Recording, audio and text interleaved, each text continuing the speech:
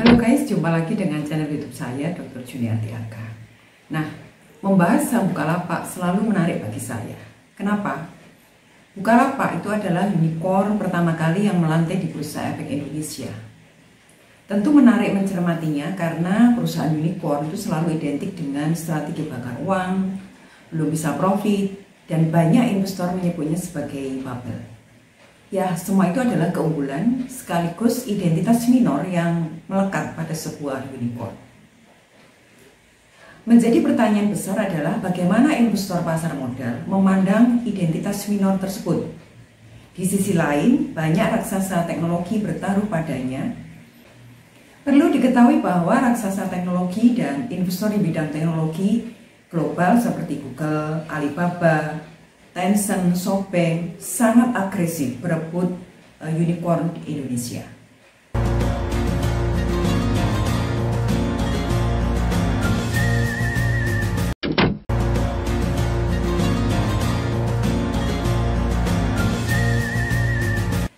Nah, tetapi bagaimana dengan investor di pasar modal?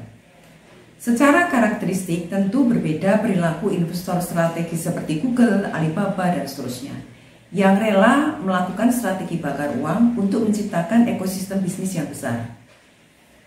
Investor retail yang pada dasarnya bukan pengendali biasanya lebih oportunis dan tidak loyal. Investor retail akan mudah melepas saham ketika saham tersebut dianggap punya prospek buruk. Sebaliknya akan membeli secara berlebihan jika ada rumor yang positif. Investor retail datang hanya membawa uang, lebih bersifat pasif dalam hal strategi operasional, tetapi justru aktif di dalam perdagangan saham harian. Tetapi investor strategis datang tidak saja membawa uang, tetapi juga teknologi, jaringan bisnis, ekosistem, dan juga aliansi. Sebuah perbedaan yang sangat signifikan.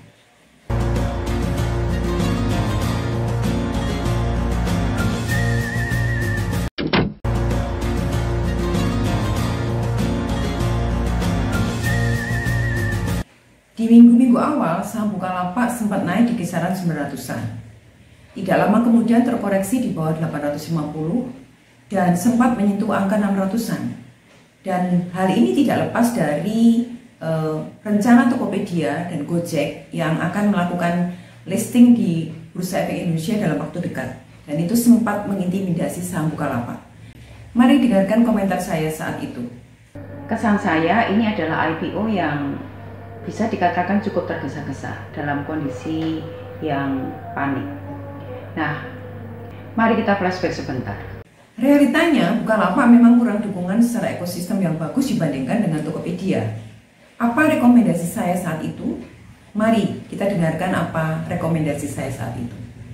Sudah saatnya untuk dimaksimalkan untuk membuat aliansi-aliansi bisnis yang strategis. IPO ini mestinya tidak menjadi langkah akhir corporate action dari Bukalapak, karena Bukalapak masih memiliki peluang untuk mengundang atau menggandeng mitra strategis. Jelas sekali bahwa saya merekomendasikan Bukalapak untuk segera membangun aliansi strategis supaya tidak digilas oleh Tokopedia Gojek.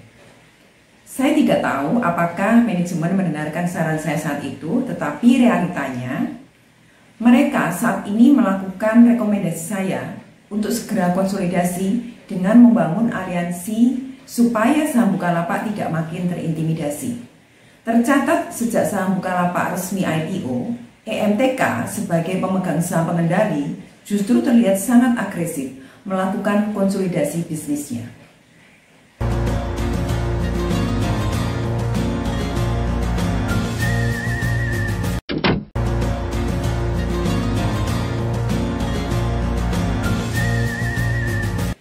Oke, mari kita lihat apa saja yang Bukalapak lakukan untuk konsolidasi. Ya, dalam hal ini memang konsolidasi tidak dilakukan Bukalapak secara langsung, tetapi dilakukan oleh EMTK sebagai induknya. Sebuah strategi yang bisa dipahami untuk mempertahankan momentum Bukalapak. Pertama, mereka melakukan aliansi bersama Grab untuk membangun bank digital. Kita tahu bahwa Grab adalah kompetitor kuat bagi Gojek. Kemudian mencaplok 93% saham Bank Fama. Kemudian melakukan private placement sebesar 9,29 triliun rupiah dengan masuknya Naver, sebuah perusahaan teknologi dari Korea Selatan. Kemudian mereka juga mencaplok saham-saham jaringan rumah sakit Omni. Nah, sebetulnya ini lebih mencerminkan konsolidasi grup soal struktur kepemilikan. Karena sebelumnya Omni juga mencaplok rumah sakit IMC milik EMTK. Nah, kemudian pada November 2021, EMK mencaplok Rans Entertainment milik Raffi Ahmad dan Nagita Slavina.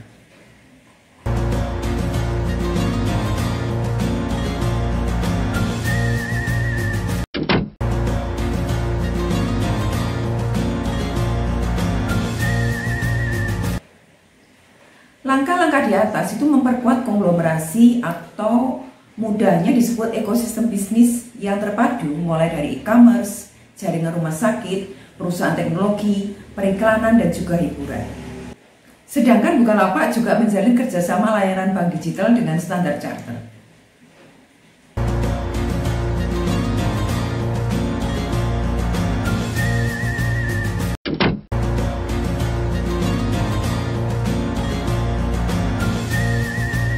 Mengapa terlihat seolah pengembangan ekosistem dilakukan EMTK tidak dilakukan oleh Bukalapak secara langsung? Pertama adalah masalah momentum. Sepertinya EMTK tahu bahwa pelaksanaan IPO Tokopedia Gojek akan menimbulkan euforia di pasar modal. Nah, jadi kalau mereka melakukan konsolidasi saat ini tentu tidak terlalu berguna.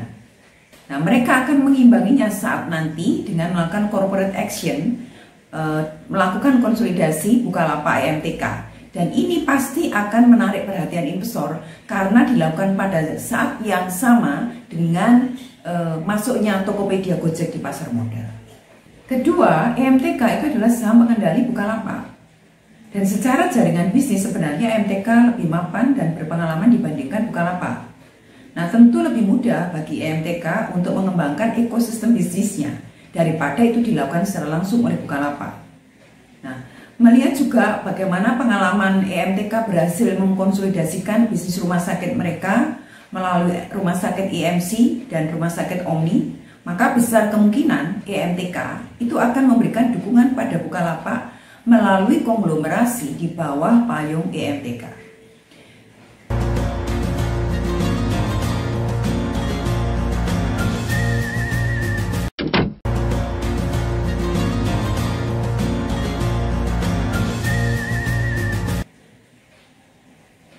Secara struktur pemegang saham, saat ini setidaknya Alibaba dan Archipelago Investment, perusahaan Singapura, memiliki saham baik di Bukalapak maupun EMTK.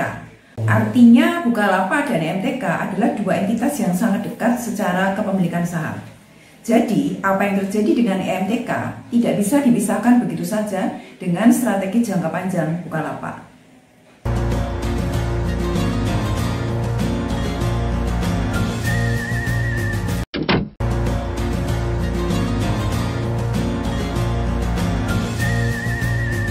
Apa yang akan terjadi di Bukalapak di masa depan?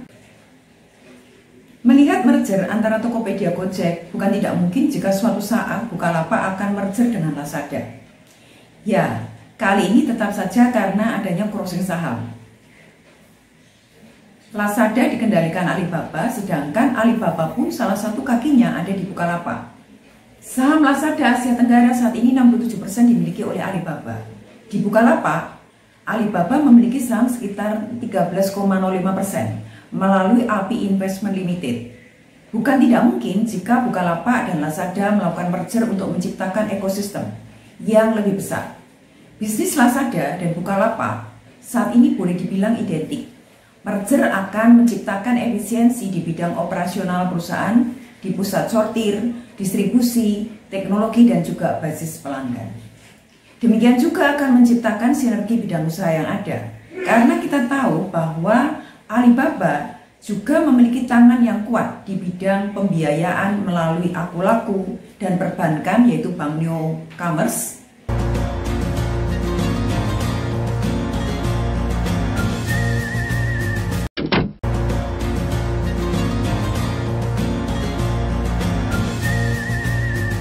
Pertaruhan nilai pasar 20 triliun bagi EMTK.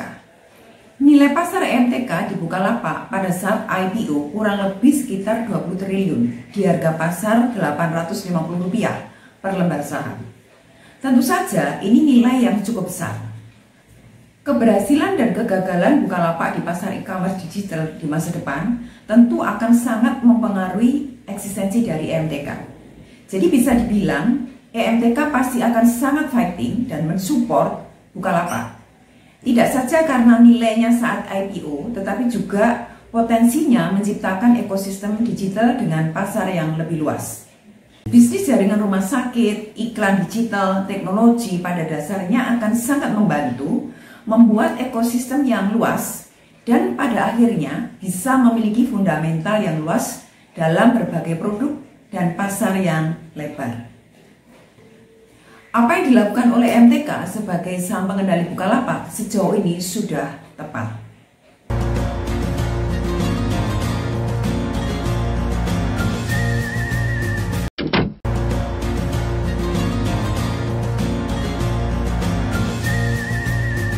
Sempat keteteran setelah IPO saham Bukalapak, saat ini agresivitas EMTK menciptakan aliansi bisnis patut diacungi jempol. Tetapi itu saja tidak cukup, harus segera melibatkan Bukalapak secara penuh dalam rangka konsolidasi aliansi strategis yang akan dilihat investor sebagai langkah cepat Bukalapak memperkuat ekosistem bisnisnya. Bukan tidak mungkin Bukalapak akan menjelma menjadi e-commerce yang tidak saja berbisnis di bidang retail online dan layanan transportasi, tetapi juga bisa jaringan kesehatan, hiburan, periklanan, finance, dan bisnis-bisnis lain yang selama ini belum terjamah oleh kompetitor. Jika ini terjadi, maka akan menjadi milestone baru bagi bisnis digital di Indonesia dan akan menciptakan value creation yang baru dan terdepan dalam perkembangan bisnis digital di Asia Tenggara. Nah, ulasan saya mengenai Bukalapak hari ini semoga melengkapi video yang sudah tayang sebelumnya, bahwa saat ini kita perlu memperhatikan Bukalapak sedang berbenah untuk memperluas ekosistemnya meskipun tidak secara langsung dilakukan oleh Bukalapak. Oke, sampai jumpa di video-video berikutnya.